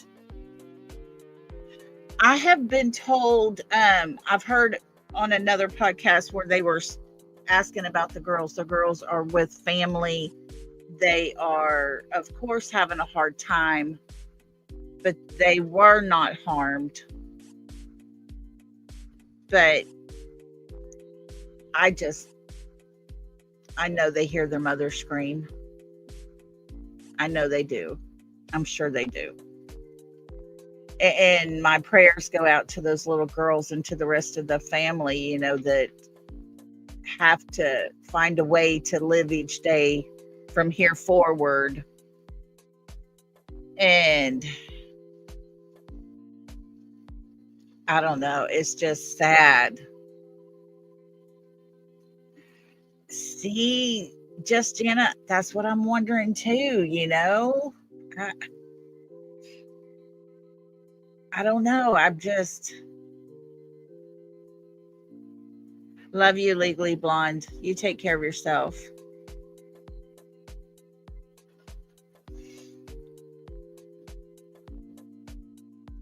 You know, I'm sure, Reetha, that those girls told more than we know, because that dispatch lady probably shouldn't have told us what they did, as far as they could hear their mom saying, "Why are you doing this?"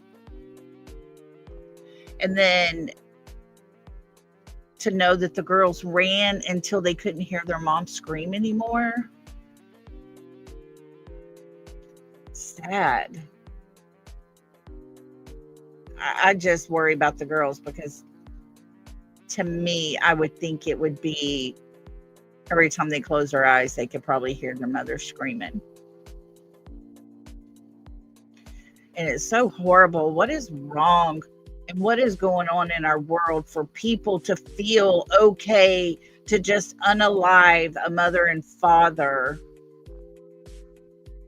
on a hiking trail in public in the middle of the day?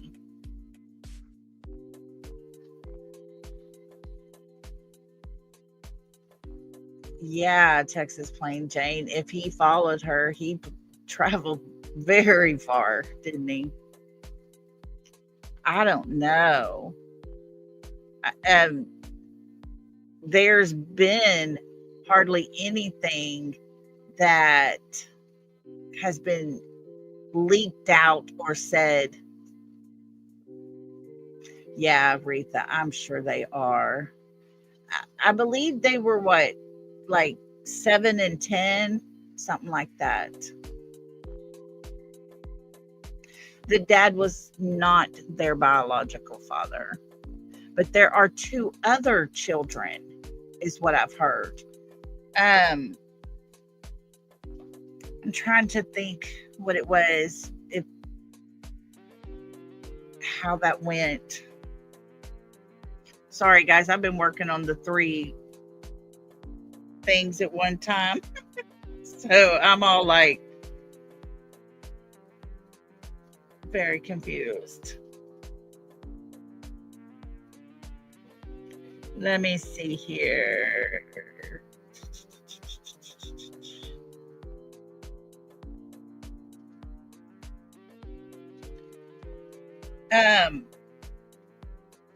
But we've got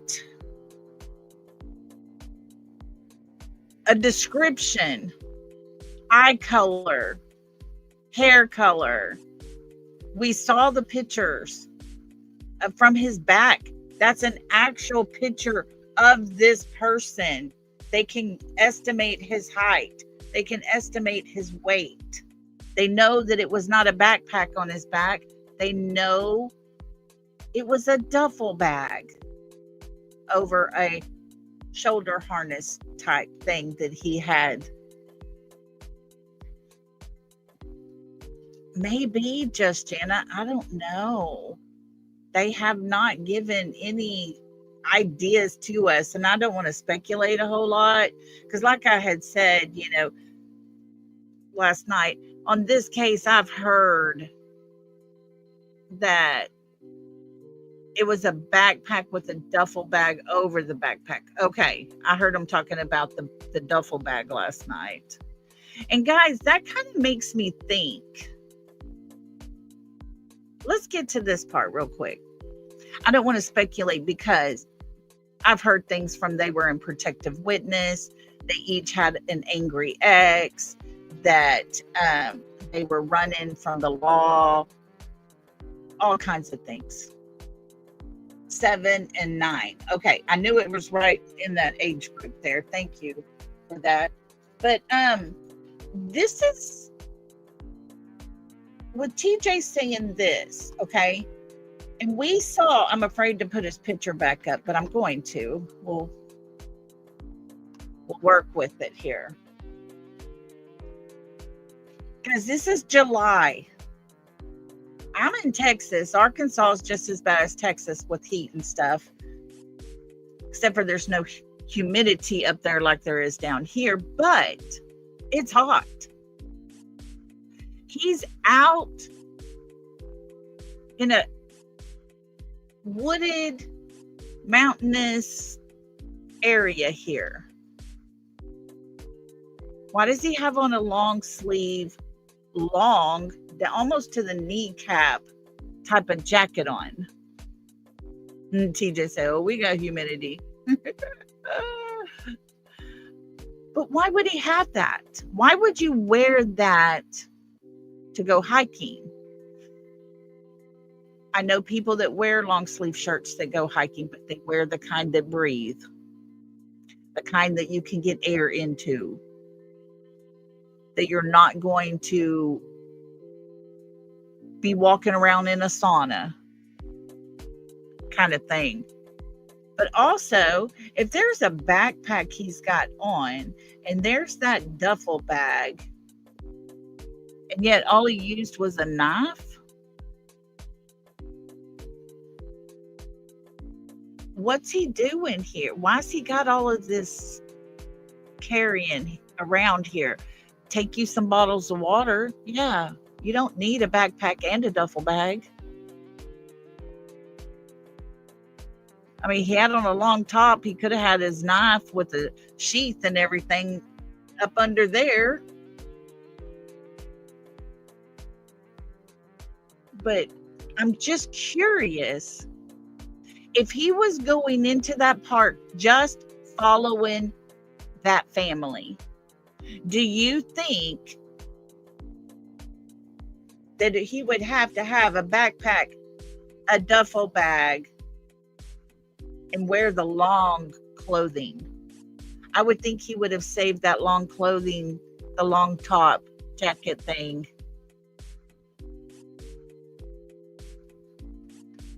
for afterwards in case he was cut or anything like that. I don't know. His dress here has me very curious.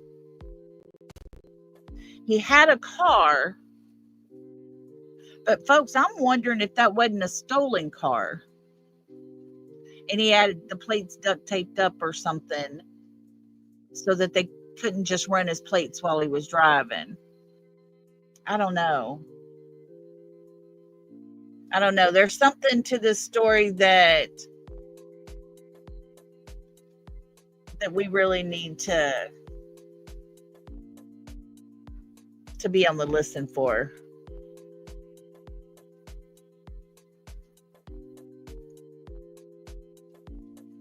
Yeah, see, Neuro, that's the thing. The family had not even put out on social media that they were living there. That's where they were.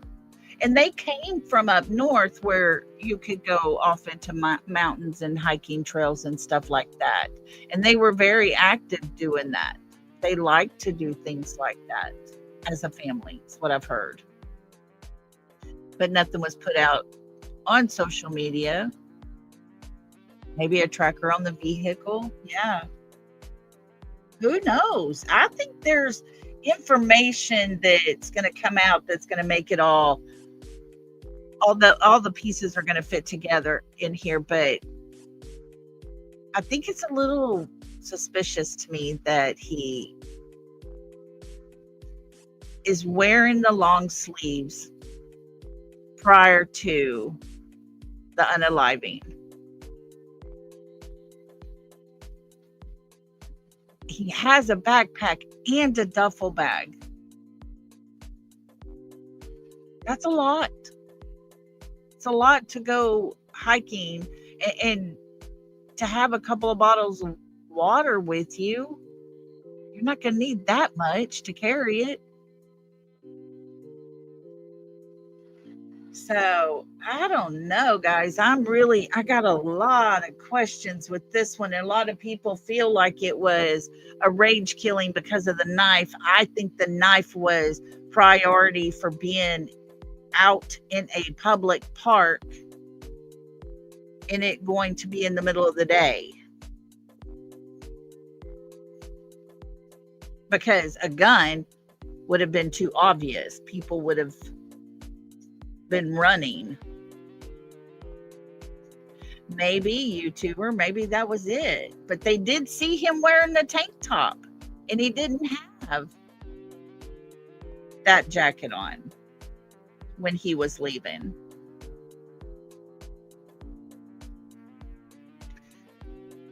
Yeah, in national parks you can't carry a weapon. Yeah. You know, people do. That's a thing. People do. But I'm wondering if that wasn't just something that was just random that he did. These people were new to Arkansas, had just had their water turned on. He was starting his job on Monday. He was not a person that had tons and tons of money, and they weren't flashy about money or anything. And, you know, what would be a motive here? Unless he followed them from wherever they came. They didn't know people in Arkansas, from what I understood. So there is a lot of questions left to be answered. Very possible, Neuro. You know, the family had moved a lot. So, yeah, it could be for safety. It could have been possible for that.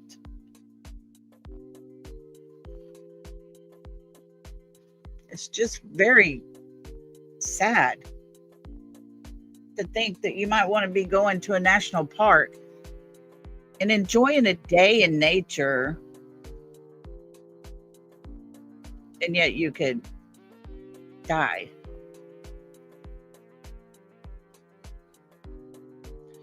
So I don't know. Was he after the girls? Yeah.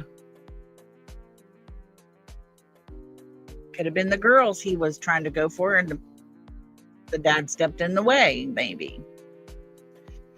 I don't know. There's lots left. There's not a lot of information on this.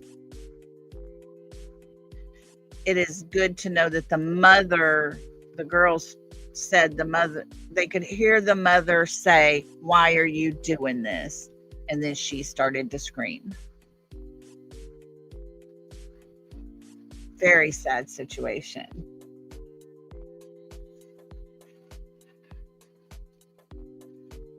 Oh, we're talking about the murder from the Arkansas National State Park, Devil's Den. We might not, Texas Plain Jane, but I do think there's rumors that this person that did this was injured. So how do they know he was injured? Did he get cut? Did dad scratch him and, cut him? Or did he? I don't know, but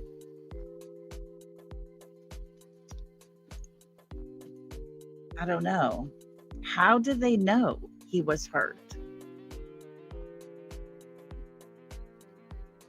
Yeah, the mom was trying to get the girls down the trail and stuff.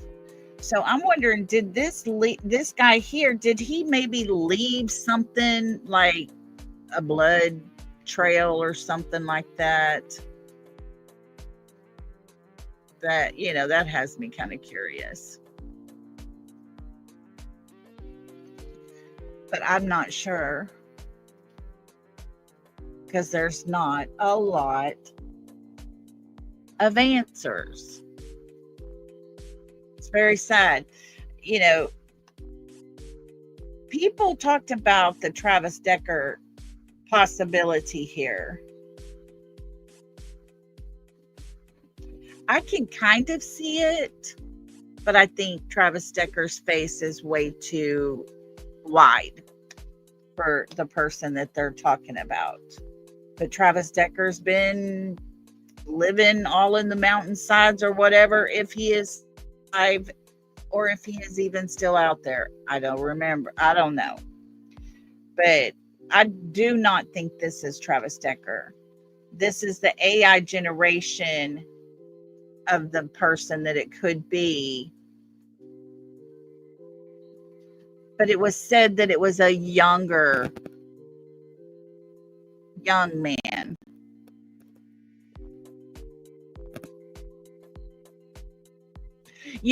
Okay, YouTuber, I thought so as well. Let's go back to this.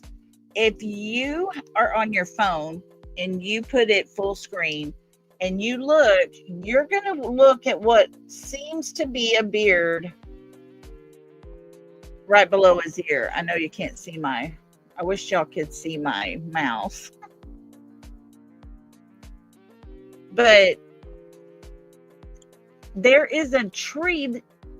It's not a very wide tree, but you see it just above his head, and it comes down and cuts off right about the ear or something, but then it connects back over here. So I've zoomed in on it. To me, it looks like he has a beard.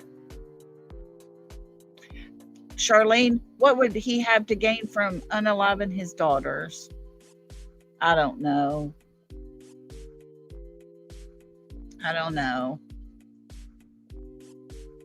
Who knows about people in their minds when they can do things like that to children or to adults, or even. You see it, YouTuber? Can you see the tree just above his head there? I think that's part of the tree. At first, I thought, man, this guy's got sideburns. No, I think he's got sideburns into a beard. But when I zoomed in on it, I could see the tree as well. So it's possible he did not have a beard. Very possible. And let me see. I'm going to see if I can't take a picture real quick, zoom it in so that we can see what we're talking about here and get a very close. It's not going to be perfectly clear, of course, but hey, we can try, can't we? So let me see here.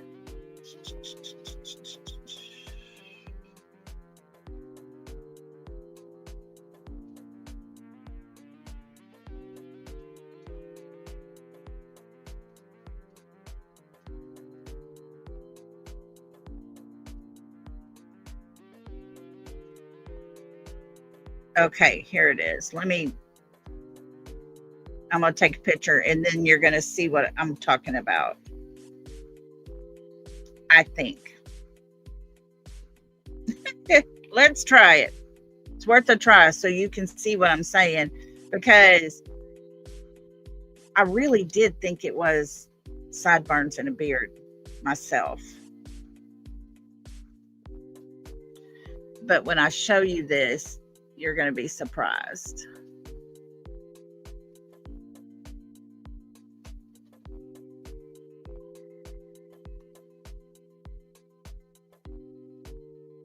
Okay, let's see if it'll load up here real quick for us. thank you all for being here. We'll be back again tomorrow. We'll be back on our regular time, 4 Central, 4:30 tomorrow for sure. I appreciate y'all coming in tonight because I came on late, but you know, those grandbabies come first. gotta have that pool time with them babies. But I do appreciate y'all all for being here. Okay, let's see if this one shows it a little better for you. Can you see that now where there's that tree? It follows in line there with it possibly being a tree. And if you can zoom in on it a little more now, you will see that if it's a beard, it is a very, very straight line beard and not fluffed out kind of thing.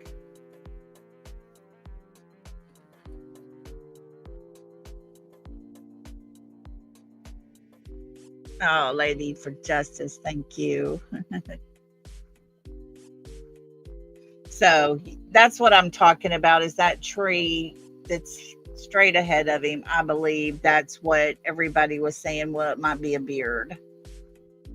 It's too straight to be what I would think it would, a beard.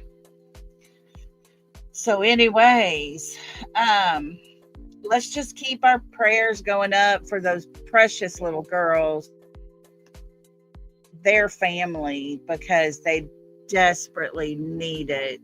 It's going to be a long journey for them. Very sad time ahead for those girls. They will for sure need counseling. I'm almost positive of it. But breaking news for what? Town chat.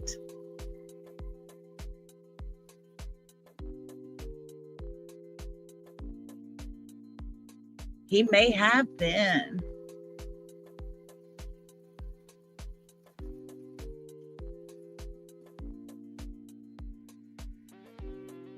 Breaking news. What's the breaking news? Where it looks like they may have caught him. Can I post a link here?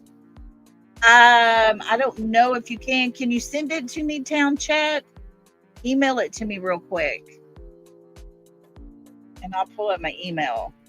Oh my gosh, y'all. Now I'm gonna read this to you. There is some breaking news out of Virginia.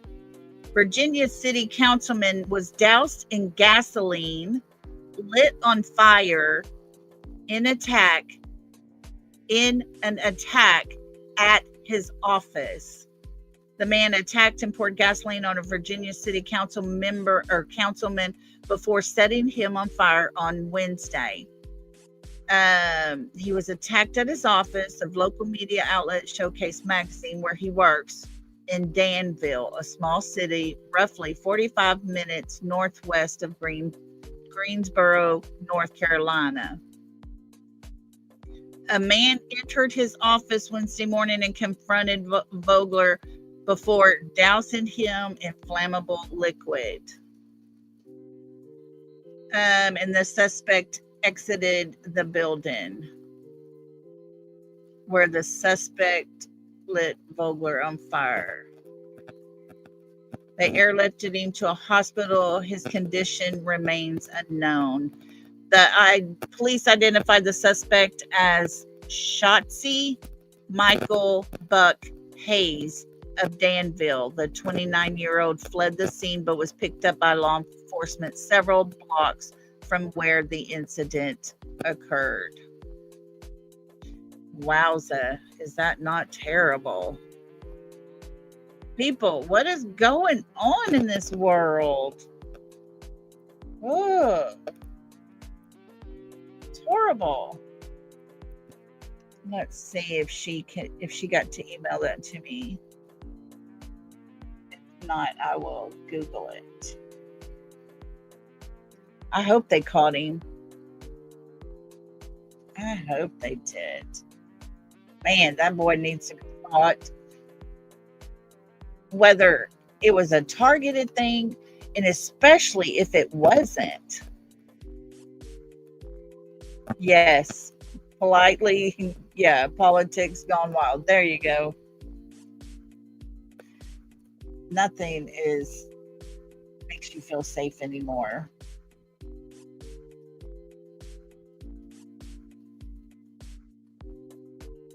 Let me see here what I can find.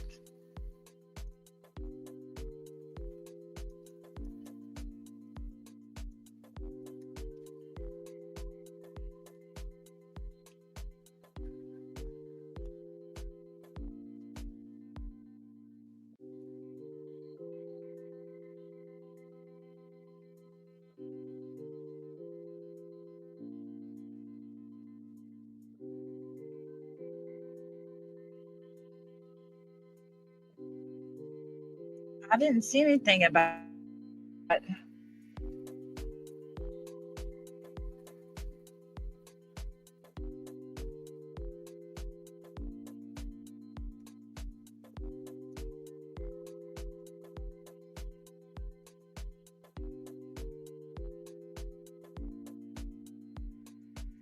Let's see.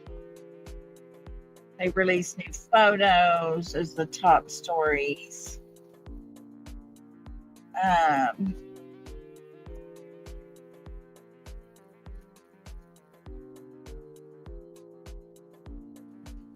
I'm not seeing anything about him being caught. The last thing the most recent is they released a photo, the car, and show the person of interest.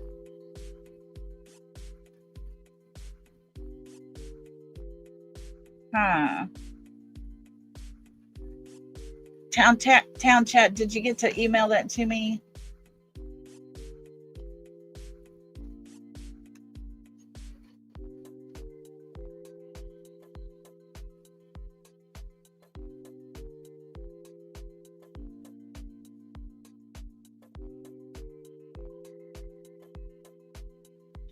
I don't see it, guys. I don't see anything here.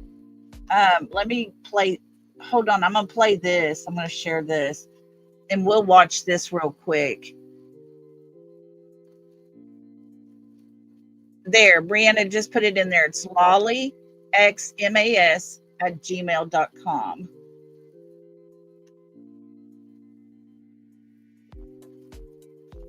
This is where they're talking about him possibly being hurt.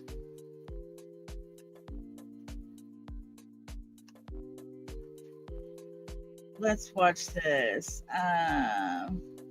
Here it is. This is CBS News.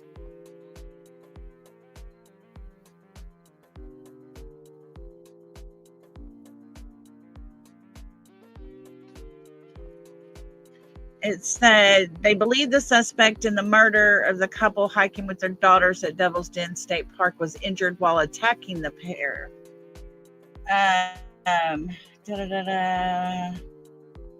Police said in the news it's likely he sustained. Ugh, I hate those pop-up ads. He sustained an injury while attacking the couple, but did not say how the suspect may have been injured or what led them to believe that was the case. So,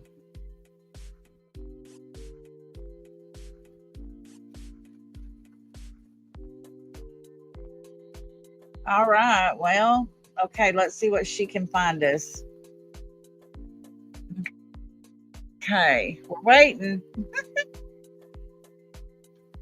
All righty, let's see.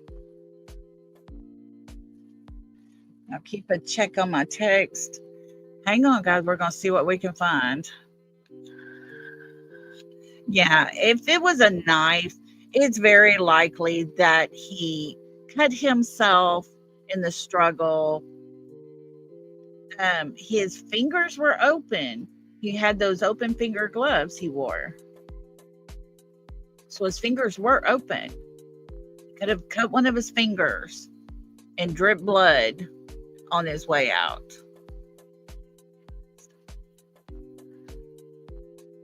Okay, good deal. Let me get back here. Here we go.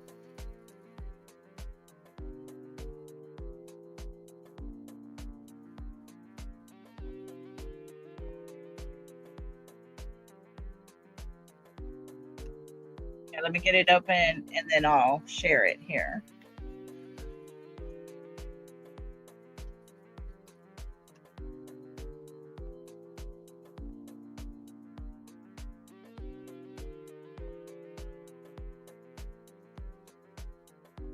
Okay, let's watch this real quick.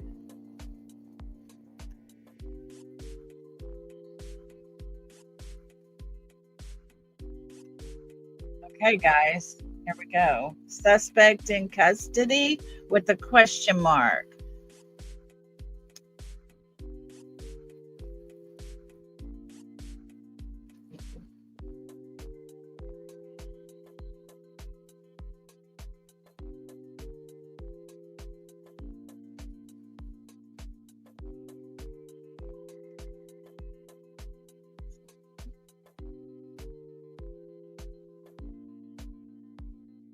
Wow, that's a lot of police officers. Oh, look at the car. Was that the same car, you think?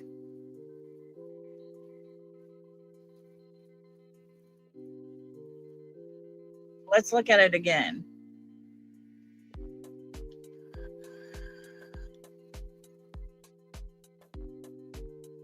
Yeah, not confirmed, but look at the car.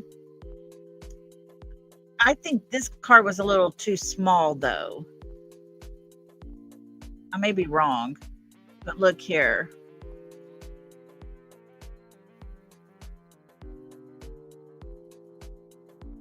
They are checking it out close, aren't they?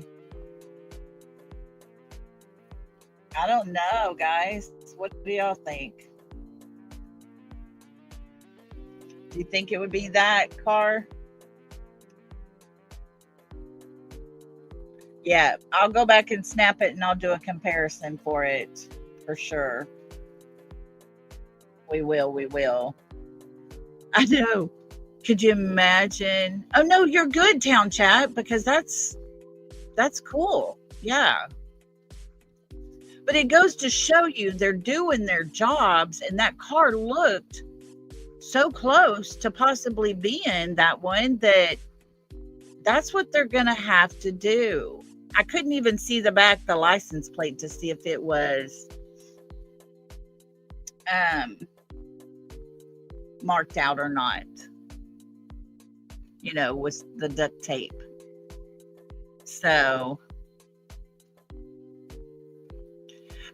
that's what I thought, Neuro. It looked shorter. The front end of it looked way too short, but let's wait and see. But it does show that, hey, Arkansas is checking that car out from front to back all over the place.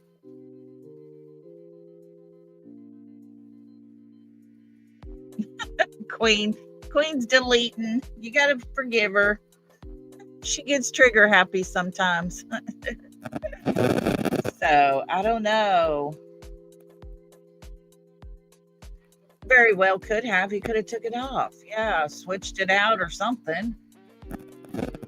I don't know. I think he had a pretty good head start. And I just hope they catch him. If a person can do that in the broad daylight, they can do it anytime, anywhere, to anybody. So I do know people around the state of Arkansas are worried about a serial unaliver. So that is something to definitely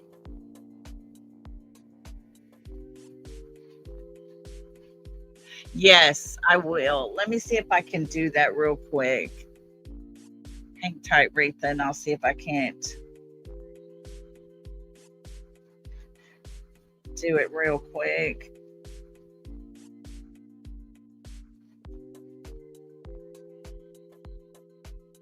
trying to find it on here where it was.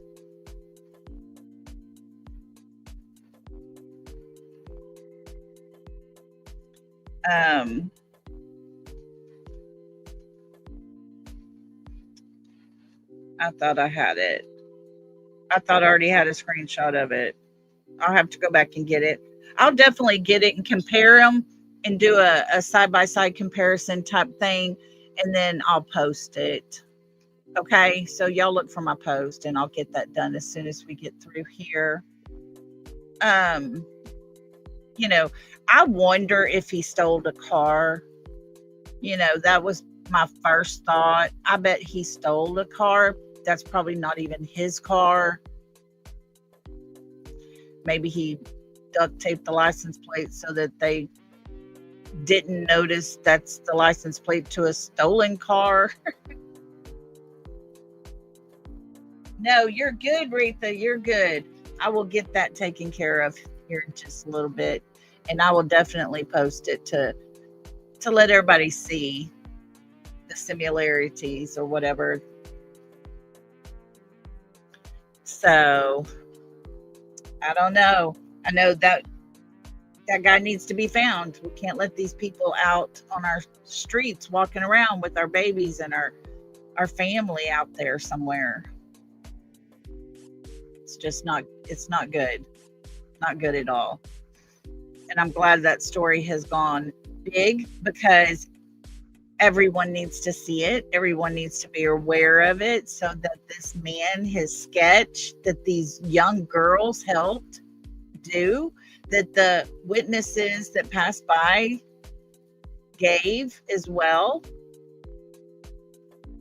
All the effort that was put into identifying what this man looks like, what person they're up against. It needs to be noticed. It needs to be noticed. These little girls do not need to fear that person is out there somewhere and could come after them. Could you imagine? If they did not know him, even if they did know him,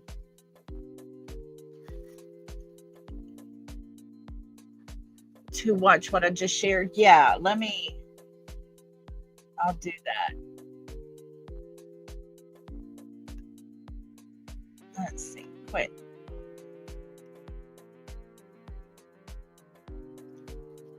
Alrighty. Let's see if I can't. Oh. Okay, hang tight.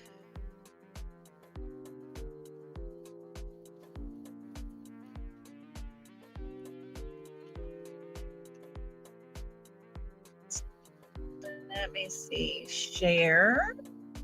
Let me copy this. Let me come over here. It's a black Mazda. Okay.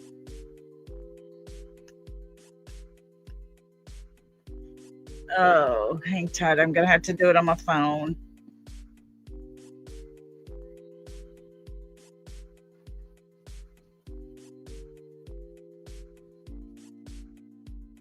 Okay, put that in here.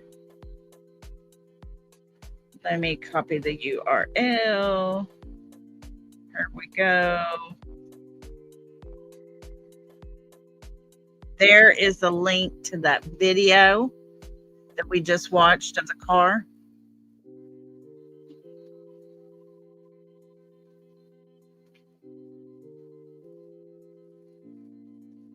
So that's it right there, that little video clip that someone did. Thank goodness they did it and put it out. Even if it, like I said, folks, even if it's not the car they're looking for, I'm proud to see Arkansas is doing something. They're looking at cars that are even similar. So that's a good thing. You did a quick stop and go on the video and the plate is not covered. And yeah, it is definitely a dark Mazda. So pray it's him. Oh, goodness. Good for you. Okay. Good for you. And TJ, was it you that said that in Arkansas they don't have front license plates? Was that you that told me that in Arkansas they don't have front license plates? You only get the back ones. I noticed that black Mazda had a front license plate.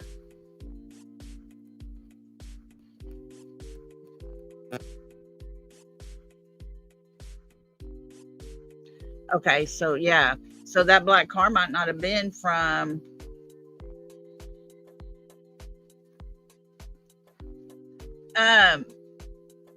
yes, me and you. This was some of the comments I was going to read to y'all. This one in particular, this lady under one of these, maybe TJ, maybe that's all it was. Kentucky only has back plates. Wow, we have to have both. There was a comment on the page of the Arkansas couple here, and it says, so while they are searching for the perp, they need to look into the unaliving at Devil's Lake in Wisconsin that happened a few years back. Lots of similarities down to the description of clothing, the weapon of choice, plus the name of the park is Devil's Lake. As killers pick patterns, and it's another unsolved. Wow. So we might want to look into that. Somebody also put, you all wonder about traveling from state to state. There's something called traveling nurse. An RN makes good money to travel in different states and stuff. Maybe it could be somebody like that. Someone said, I'm never going out again.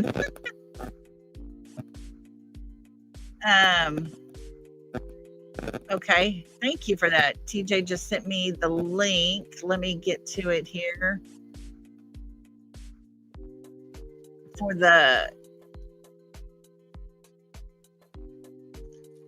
this says there's been an incident of murder at Devil's Lake State Park in Wisconsin. In October 2020, John Craig Schmutzer, I might have muffled that up, but Schmutzer, a 24-year-old from Wauwatosa, good golly, these names, from Wauwatosa, was fatally stabbed on the Grottoes Trail. More recently, in March of 2024, the Wisconsin DNR investigated a death at the park, although it was later determined to be natural causes. Mr. Schmerzer was found dead on the south side of Devil's Lake State Park in October 14th of 2020. The death was ruled homicide because he had been stabbed. The suspect was seen walking away from the scene and described as between 5'10" and 6 foot tall, wearing a dark colored head covering and a dark colored face covering. The Sauk County Sheriff Office and DNR investigated the case. It remains unsolved. The person of interest was described as a 6 foot tall runner who was seen acting erratically in the park on the day of the murder. March 2024, there was another homicide. It was a 13-year-old.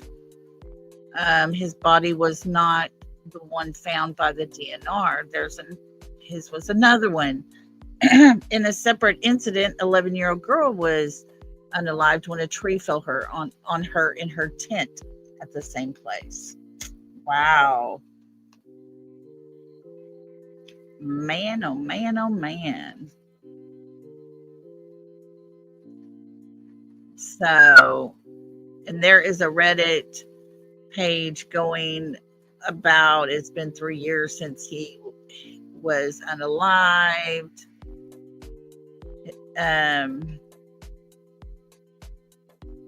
He attended and graduated from the University of Wisconsin in 2018.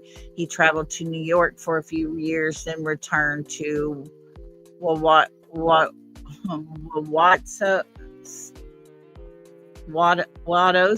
or something. Wadosa. Oh, I don't know.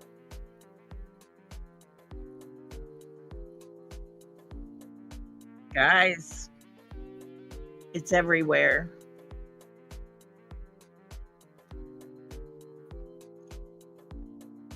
Oh no. Cinderella said we had at least 2 incidents that I recall in my state. Whole family in their tent. Oh.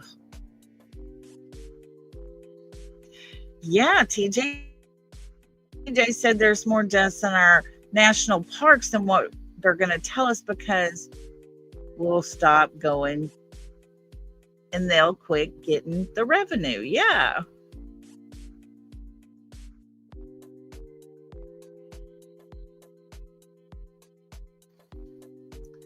Well, guys, we didn't even get to Sebastian and we're at about a little past 2 hours here. So I'm going to get going, and tomorrow we'll definitely do a stream on Sebastian. I've been looking into some more of the Texas Roadhouse, and we're going to talk a little bit more about that.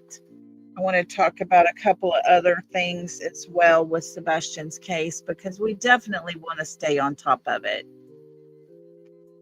We don't want him to be forgotten. UK, we may have a unaliver as many bodies found in one forest. Oh, wow. Wow, Neuro. Sounds like that is definitely a possibility. Oh, thank you, Retha, for being here with us. We love having you. We do. I appreciate everybody.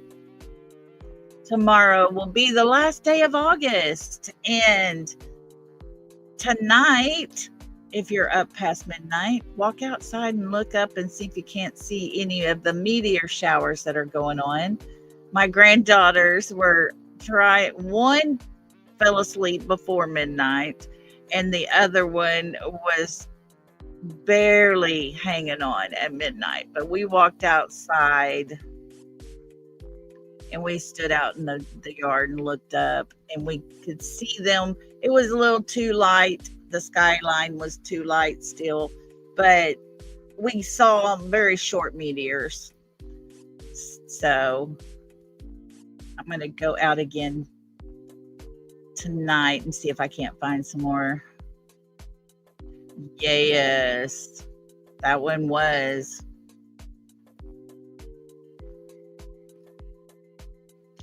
A large group doing those. I don't know. There's some evil in this world, folks. Evil. Everybody, thank you so much for being here. I appreciate y'all so much. Oh, there you go, Retha. My son that passed was always the one that got me into the stars, the moon, the skies, the heaven, all of it. We were looking everywhere all the time. And it would be just me and him that would drive to somebody's pasture, get their blessing to go to it, because it was dark in that area and we could watch the meteors when they would come and the shooting stars and things. And he was all about it and had the girls watching it with me last night. They were all pumped and excited, but the closer it got to midnight, the more sleepier they were. So they got to see a few and then they were ready to go to bed. But I felt like he was with us last night. He would have loved knowing the girls were doing the same thing. So everybody have a super good night. Be safe out on the streets. And we'll come back tomorrow closer to our regular time. And we'll talk tomorrow definitely about our sweet and precious Sebastian. So we need to do Sebastian and keep his name going. But until then, guys, love and hugs. See y'all soon. Bye.